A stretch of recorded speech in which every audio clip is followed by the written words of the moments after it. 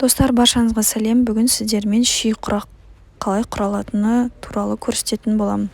Ең бірінші бізге осындай квадрат керек. Өзіңіздің қалауыңызша қандай өлшемде құрақ болу керек, сондай квадрат керек. Оның ең бірінші осылай ортасын белгілеп аласыз. Одан кейін 3×3 квадрат керек. 3×3 дегеніміз 3×3 сантиметр. Осылай айландырып тігіп аламыз. Әр бұрышы осылай өз орнына келу керек. Көрдіңіз бе, сызғандарыңыз мына кішкентай квадраттың бұрышына келу керек.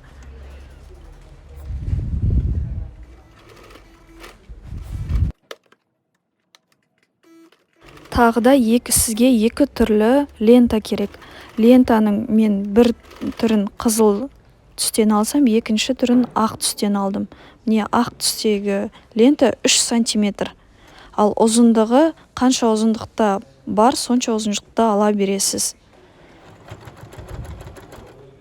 Осылай қосып тігіп шығасыз.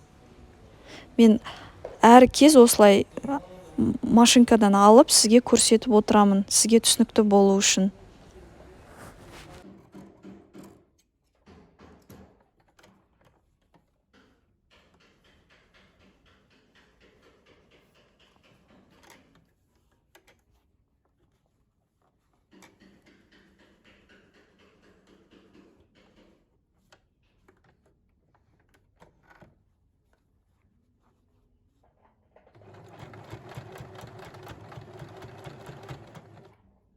Екі жағына ақ лентаны тігіп болғаннан кейін қызыл лента тігесіз. Болмаса өзіңіздің түсіңіздегі лентаңызды. Екі түрлі түстен өте әдемі шығады. Қазір бұлай бірінші сразу көзге көрінбегенмен, соңғы этап өте әдемі шығады. Міне қызылды осылай қоямыз.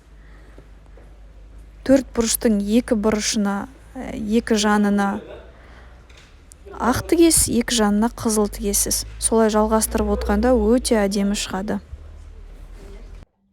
Достар, болашақта егер осы видео ұнап жатса, мен сіздермен күніге осындай құрақтың түрлерімен бөлісіп отырам. Подписка жасап, лайк қойды ұмытпаңыздар. Егер видео ұнаған жағдайда лайк қоюыңызды сұраймын. Ұнамаған жағдайда дизлайк қойсаңыз болады.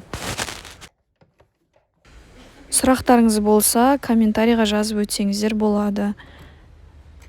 Бәріне жауап беруге тырысамын.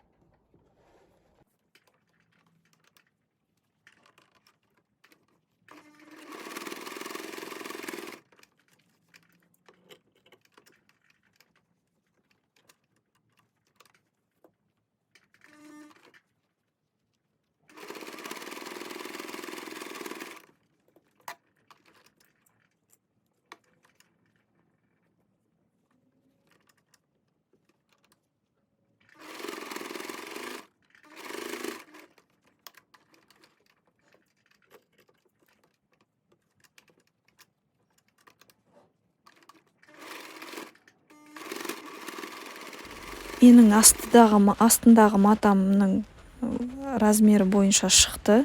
Енді айландырып жан жағын тігіп шығамын.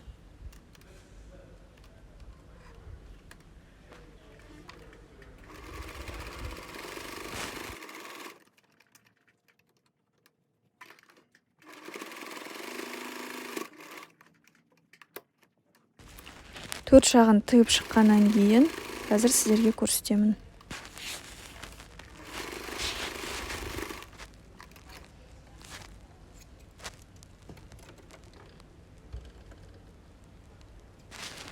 Артық матаны кесіп тастаймын.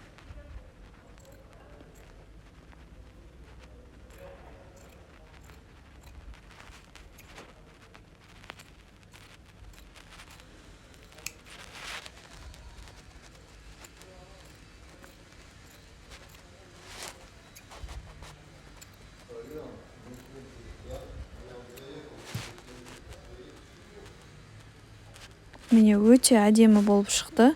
Асты осындай болады. Маған өзіме ұнады. Достар, менімен бірге болғандарыңызға үлкен рахмет.